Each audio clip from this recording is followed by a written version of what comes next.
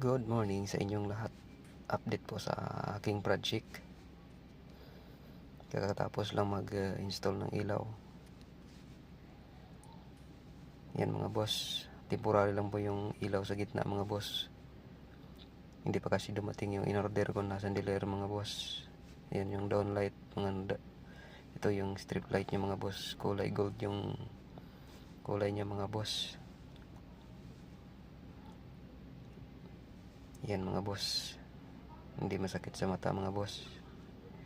Yang ceiling mga boss, bala kong lagyan ng PVC ceiling panel yan mga boss para mas lalong gumanda mga boss.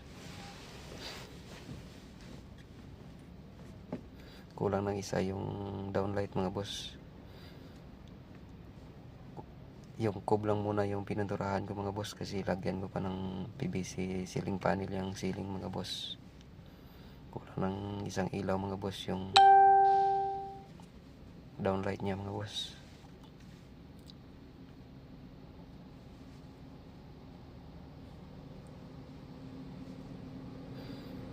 Ito mga boss, burnout naman dito sa amin mga bossing. Buti na lang mga bossing may backup tayong off-grid solar system. 12 volts, 1000 watts mga boss.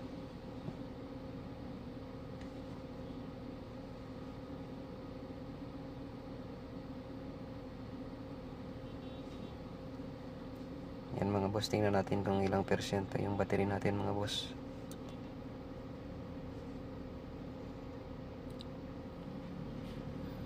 Ganito, 88% pa mga boss.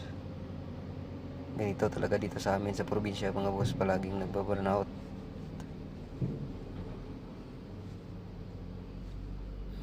Ito yung mga pinapagana ng ating backup mga bossing.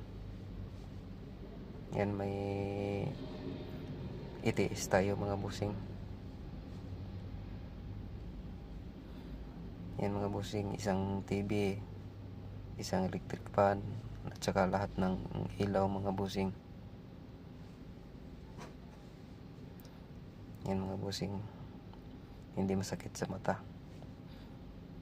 Mas lalong gaganda yan mga bossing pag malagyan na ng PVC ceiling panel yung ceiling. Next naman na project yan mga bossing pag may budget na tayo. Yan yung downlight niya mga bossing.